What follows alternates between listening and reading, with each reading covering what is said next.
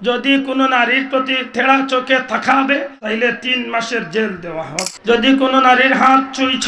তাইলে 6 বছরের জেল। যদি কোনো নারীর উপর নির্যাতন করছ 14 বছর। অতটা পড়ার বাদে দেখি হে খাম্বাড়াইলে আপনারা বই দেখা ভাই গেনতেন মনে হয় নারী নির্যাতনের বিরুদ্ধে।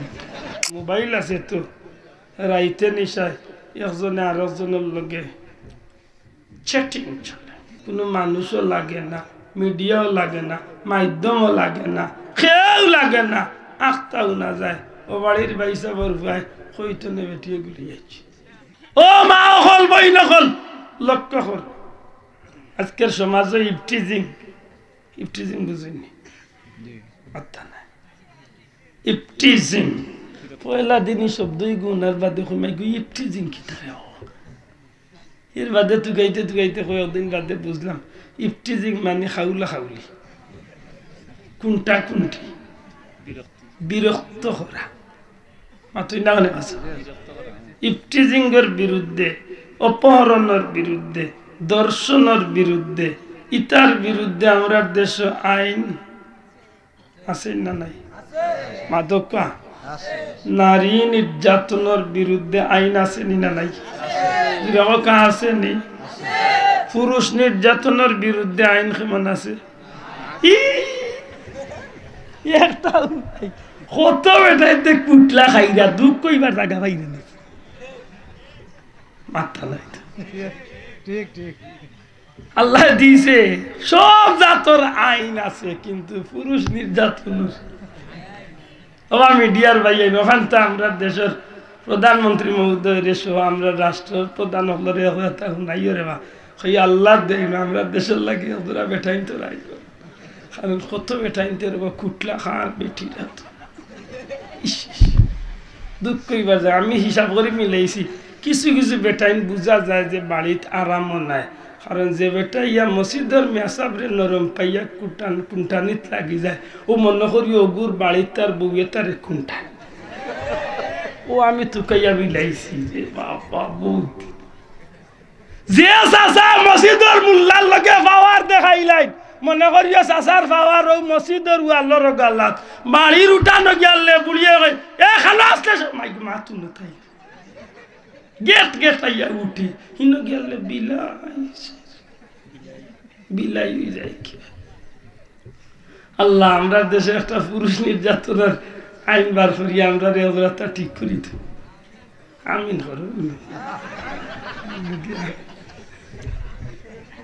কোনো আইন লাগতো না সত্যি করে রক্ষা। এই পুরুষ নির্যাতন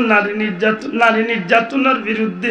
এত আইন নকল করার বাদেও আমার দেশে নারী নির্যাতন বাড়েন না কমের? শোনা ভাই এর নজরে করে কইতে বাড়েন না কমে? দর্শন বাড়ছে না কমছে? অপহরণ বাড়ছে না কমছে? বাড়ছে নি? বাড়ছে। এর লাগে দায়ী কারে করবা, পুরুষ রে না নারী রে? সবে কইছেন না, সবে কইছেন না, জোরে কইতে হইব কারে দায়ী করবা। কেনে বাবা তো আইন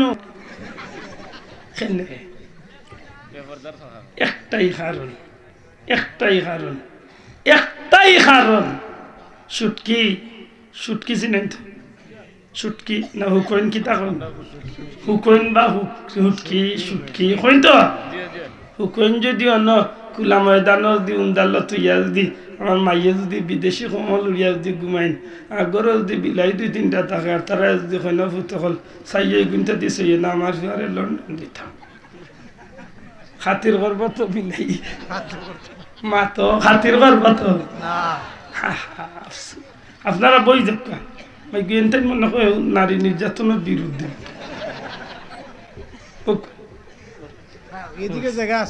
ও যে ভাইয়ান ভিসা কাড়া হয়েছে বা বই যাও আল্লাহ তৌফিক দিতার একটু মনোযোগ দিয়া বিষয়টা রেখানোর লোকে জাগাইতে হইব। আমরা আল্লাহর গোলাম নবীর উম্মত, আমরা সিদ্ধান্ত নিতে হইব পর্দা করলে আমরা ফায়দা হইব না ক্ষতি হইব এখান বুঝা লাগবে। আল্লাহ আমরা উপরে ফরজ বিধান দিয়ে আমরা উপরে বুঝা দিছেন তো বুঝা দিছ আমরা উপরে বুঝা চাপাইয়া দিছ নামরা লাভ লাগি দিছে মা বোনের উপরে পর্দা ফরজ করে দিয়ে আল্লাহ তাআলা লাভ করছেন না ক্ষতি করছেন? লাভ করছেন। কারণ যে মহিলা পর্দার সহিত জিন্দগি চালাইব বাহ্যিক দৃষ্টিকোণ তনে দুনিয়ার সব জাতর বিপত্তনে নিজরে নিজে হেফাজত রাখবো, পাশাপাশি জাহান্নামের কঠিন আগুন তনে আল্লাহর বান্দি বাঁচার সুযোগ হইব। বড় করে কইতে সুবহানাল্লাহ। দয়া করে লক্ষ্য করুক, কিছু কিছু যুবক যুবতী হল আজ তনে 15, 20, 50 বছর আগে বিয়া শাদির প্ল্যান প্রোগ্রাম হইলে মই মুরব্বী হল যাইতা কন্যা সাবাত নৌসা সাবাত গিয়া কন্যার অভিভাবকরে মাতাইতা নৌসার অভিভাবকরে মাতাইতা কোথায় বার্তা ওইলে কন্যা দেখাত লাগতা, কন্যা দেখাত লাগিয়া মই মুরব্বী জিকাইতা মাই কলিমা পড়ছনি, নমাজ পড়ছনি, কুরআন পড়ছনি, ইটা ইন্টারভিউ তুড়াতুড়ি আল্লাহ মাথুক তুড়াতুড়ি নিতানি নিতানি এখন নেই তো জি এখনো নেই 1001 ভাইবানি তুকাইয়া দেখি। এরপরে তো এখন তো আর অভিভাবক বেশিরভাগ লাগেও না, কারণ আল্লাহ তাআলা কত আজ্ঞানি দিছে। মোবাইল আছে তো রাইতে নিশায় একজনে আর একজনের লগে চ্যাটিং চলে, চ্যাটিং গালিয়াই করে ভাই রাইতে নিশায় মাতে এমন হয় যে বাপে আশা করিয়া বইছেন আমার ফুয়াগু সারা জীবনে দেশ আইব, দীর্ঘদিন বিদেশ তো নেয়ার আল্লাহ যদি দেতে ভালো মানুষের ফুড়ি আনতাম, আল্লাহ একটা মেয়া নিয়ে আমার গোর খান্ডে সুন্দর করতাম। বাপে রেডি করিয়া তৈছেন নবীগঞ্জের অমুক হাবিজ চাবর বা মৌলানা চাবর বা আজি চাবর বালা এক পরিবারের মানুষ ফুয়া দেশ আইয়া বনি জামাইরে ফাটাইয়া খো আমার আর আব্বার রেখো অমুক গাঁও যাইতাম অমুকর বুড়ি ওগু ঠিক করি আইতাম। আমি সপ্তাহ মোটামুটি আজ আইছি হোক আমরা সমাজে ইটা চলেন নি, চলে তো খালি চলেন না আরো বাড়াইয়া হইলে হজরত হাওয়ারে আল্লাহ কইসলা ঘুমটা মাথার দিয়া বউ আত দিলে আত বাড়াইও না, মারতে চাইলে মারতিও না, তোমার দিকে আগাইল তুমি ফিরিয়া চাইও না। আজকে দেখা যায় আমার বইনে ইচ্ছা করিয়া মাথে, ইচ্ছা করি চায়, ইচ্ছা করি গফ করে, ইচ্ছা করি মার্কেটও যায়, ইচ্ছা করি বেড়ানির যায়, ইচ্ছা করি মোটর সাইকেল চলে, সব কিছু মিলাইয়া দেখা যায় ইলাও বহুত কপাল ফুড়ে আছে। তাই তাই ইচ্ছা করি সিদ্ধান্ত নিয়া তাই তাই আইয়, কোনো মানুষও লাগে না, মিডিয়াও লাগে না, মাধ্যমও লাগে না, কেউ লাগে না, আখতাও না যায়। ও বাড়ির বাইসা বরফায় হইতো না বেটিয়ে গুলিয়েছি আসলে হইতো না, কথা বুঝতে হইব। ও যে আইলা গো বইন ও মা, ও যে আইলা তুমি বাড়ি মুরব্বী ছাড়া, অভিভাবক ছাড়া, মহারানা ছাড়া, জাসিয়া যে নিজে আইছো, তোমার কপাল কেমন সুখ লইয়া আইছো, হিসাব মিলাইয়া আব্দুল আহাদরে সারাদিন গালিয়াইও, কসম আল্লাহর লেখিয়া তৈ দো। তোমার লগে যদি কোনোদিন আইতো নে 5 বছর 10 বছর বাদে ই বেটার কোনো কথায় কথায় লাগে, ই পরিবারের কোনো মানুষের লাগে, কথার লগেও উঠিয়া হইব অত লম্বা লম্বা মাতিস না, মাগ না আইসলে যেন গলাত লাগিয়া ভাউরিছ জুড়ে কইতইব, ঠিক না ঠিক না। আর আমার বোন যদি গরিবর মেয়ে হইয়া থাকে আর যদি অভিভাবক বা মুরব্বী হল দিয়া যদি মাত্র 20,000 টাকা দিয়া যদি মহারানা দিয়া যদি কোনোদিন আমার বোনরে যদি আপনার কেউ গেছে বিয়া শাদি দেই আর ই স্বামীর লগে যদি ই বিবির যদি কোনো ঝগড়া খাটি লাগে, ই পরিবারের কেউ যদি লাগে, কোনোদিন স্বামী এমন কথা কইবার সুযোগ আছে? আল্লাহ আছে জুড়ে কইতে হইবে, এমন কথা কইবার সুযোগ আছে? আছে কইতা আর তা না একেবারে ফকিরের বুড়ি ফকিরের মেয়ে হইল তাই উঠিয়া কইব তো লম্বা মাতিও না, তোমার বাড়ি যাসিয়া আইসি না, মই মুরব্বী লিয়া গিয়া খাওয়া তেল লাগাইছিলে ভাউরিছ 20,000 টাকা বললা দিয়া তো আনছ, বেশি লম্বা মাতিও না, যদি হুয়ায় না আমার লগে আমার বাবার বাড়ি ফাটাই। কিন্তু হেন যদি কুটিপতির মেয়ে হইয়া তা কইন আর ওরা লম্বা মাতলে যদি উঠিয়া কই রে বেশি মাতিস না গলাত লাগিও, ইজ্জত কার হইতে না আপা গালিয়াইরা তো নাই না না এটা ওর মই মুরব্বী হলে গালিয়াইবা এমন বিষয় দিছে মাথা না তাইলে সত্যি করে হোক আমরা মা বই নকলে নিজে নিজে সিদ্ধান্ত নেওয়া যুবক বন্ধু হলে বিয়া শাদী যারা করতা এরা নিজে নিজে সিদ্ধান্ত নেওয়া কোনো সময় উচিত হইব নি দূরে মাত্র হইব উচিত হইব নি উচিত হইব নি হ্যাঁ আপনি পরীক্ষা জয় করতে পারেন আপনি পছন্দ করতে পারেন তবে সব দিক মিলাইয়া আপনার মই মুরব্বী অভিভাবক দিয়ে একটার সমাধানও ডাকি আনুক ঠিক না ঠিক না শরিয়া মোতাবেক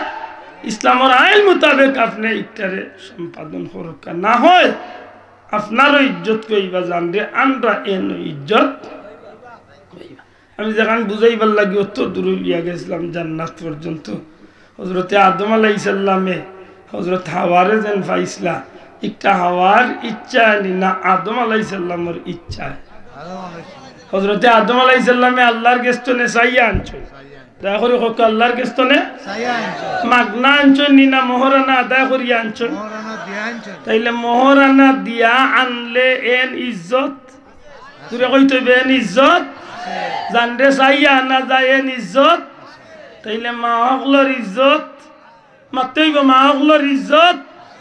আই দুনিয়াতে ইজ্জত আছে নিনা আল্লাহ জান্নাতও তাতে ইজ্জত ওয়ালা বানাইছে আল্লাহ জান্নাতও জি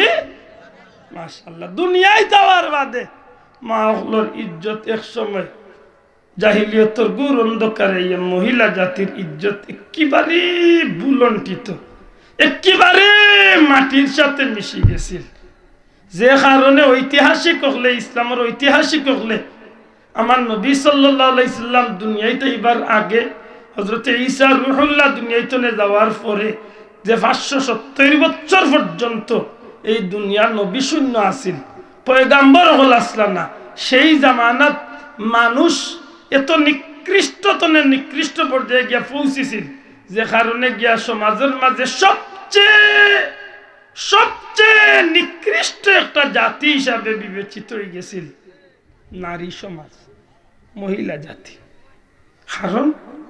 সব জাতির কিছুটা হইলেও তারতম্য ঠিক আছিল কিন্তু মহিলা জাতির কোনো অস্তিত্ব রয়েছিল না আমার বন্ধু সকল কোনোদিন মক্কা শরীফ গেলে মক্কা শরীফের 81 নম্বর গেইটও আমার এবার তোর বাম দিকে বর্তমানে যেগুলাত নতুন হেরেম করছে ওখানটাতে একটা ব্রিজ আছে একটু দূরে যেন্তনে আয়সা মসজিদের গাড়িতে আমরা উঠি সাধারণত ওখানে একটা ছোট্ট কবরিস্তান আছে যদি পুরানা কোনো আরবি বা এলাকার কোনো মানুষের লগে পরিচিত থাকেন জিকাইলে দেখাইয়া দিব এখন পর্যন্ত এই কবরিস্তানের মাঝে সেই সব মা বই নহলর কবর যারারে জীবন্ত তারার বাবা হলে বাইয়াইতে হত্যা করিয়া জীবন্ত কবর দিলাইত কি তার লাগি বলে এক সময় নারী জাতির অস্তিত্ব এত খারাপ হয়েছিল আমার বোন যুবতী বোন আমার মেয়ে যুবতী মেয়ে আমার স্ত্রী একজন যুবতী স্ত্রী বা একজন প্রাপ্তবয়স্ক মহিলা রাস্তাবাদী বার হইছে তার ইজ্জতের কোনো দাম আছে না বাপর সামনে মার সামনে ভাইয়ের সামনে স্বামীর সামনে শত শত মানুষের সামনে হিংস্র জানোয়ারের মতো একটা মহিলার ইজ্জতের উপরে হামলা করা হইতো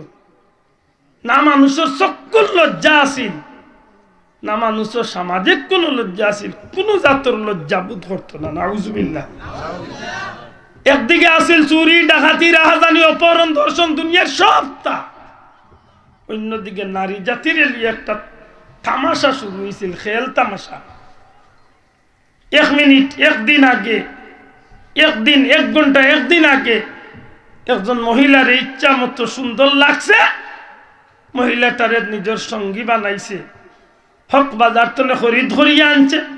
না হয় জোরপূর্বক আনছে না হয় বিয়ার মাধ্যমে আনছে 1 ঘন্টা একদিন 1-2 দিন বাদে যেদিন তার মন চাইছে ময়লা আবর্জনার মতো চুড়িয়া অর্থাৎ বিদায় করে দিলাইছে এত খারাপ পর্যায়ে নারী জাতির ইজ্জত কে পৌঁছে তখন কোন সময় কোর জ্ঞানী গুণীজন হলে চিন্তা করছিল যে ই নারী জাতির কারণে তো বাপ হইয়া মেয়ের কারণে সমাজে মুখ দেখাইবার সুযোগ রয়েছে না বাই হইয়া বলির কারণে সমাজে মুখ দেখাইবার সুযোগ নাই এমন পর্যায়ে নাউজুবিল্লাহ নাউজুবিল্লাহ নাউজুবিল্লাহ এমন পর্যায়ে গেছিল আপন ছেলে তার মার সাথে জিনার কাজে লিপ্ত হইতো নাউজুবিল্লাহ আপন ভাই বোনের সাথে জিনার কাজে লিপ্ত হইতো নাউজুবিল্লাহ এত নিকৃষ্ট হইছিল নারী জাতির ইজ্জত লিয়া মানুষ টানাটানি তখন করে জ্ঞানী গুণীজনে চিন্তা করে দেখছে কিতা আর এই সমাজের নারীর বাপ হইবারও দরকার নাই নারীর ভাই হইবারও দরকার নাই নারীর স্বামী হইবারও দরকার নাই এক কথায় নারীর কোন অভিভাবক আমার পরিচয় আমার থাকতো না নাউজুবিল্লাহ না আমি অমুকর ভাই এই মহিলাটার ভাই আমি আর আমার বোনের নির্যাতনের খবর আমার কাছে আইতো লজ্জায় মুখ দেখাইতাম পারতাম না অতএব আমার বোনের দরকার নাই আমার মেয়ে অমুক জায়গাত আমার মেয়ে দর্শিত হয়েছে সমাজে মুখ দেখাইতাম পারতাম না আমার বাবার দরকার নাই তখন অনিচ্ছায় নাই স্বইচ্ছায় যখন কোনো গরম মেয়ে সন্তান জন্ম নিত তখন তারা নিজেরা বাপ হইয়া নিজের মেয়ে জীবন্ত কবর দিলাইত আল্লাহ আস্তে জুড়ে হইল না মেয়ে কিতা করতো অতকা মেয়ে জীবন্ত কবর দিলাইত আমি প্রায় জায়গাত না আমি হয়তো 2-4 বছর বেঁচে কইছি না কইছি আমি কোন জায়গাত হযরত দাহিয়াতুল কলবি রাদিয়াল্লাহু তাআলা আনহু কথা যে তার মেয়েটার কথা শেষ পর্যন্ত রাসূল করিম সাল্লাল্লাহু আলাইহি ওয়াসাল্লামের কাছে প্রচার করুন প্রকাশ করুন এক পর্যায়ে তিনি খান্দইন আর কইনি ইয়া রাসূলুল্লাহ আমি তো আমার নিজের মেয়েটারে হত্যা করছি আল্লাহ কি আমারে মাফ করে দিব যে বিভীষিকাময় দৃশ্য যে একজন বাবা ইয়া মারে নিজের মেয়েরে কিভাবে হত্যা করুন খুদ রাসূল পাক সাল্লাল্লাহু আলাইহি সাল্লাম এই ঘটনাটা উনি মর্মাহত হইছে আমার ভাই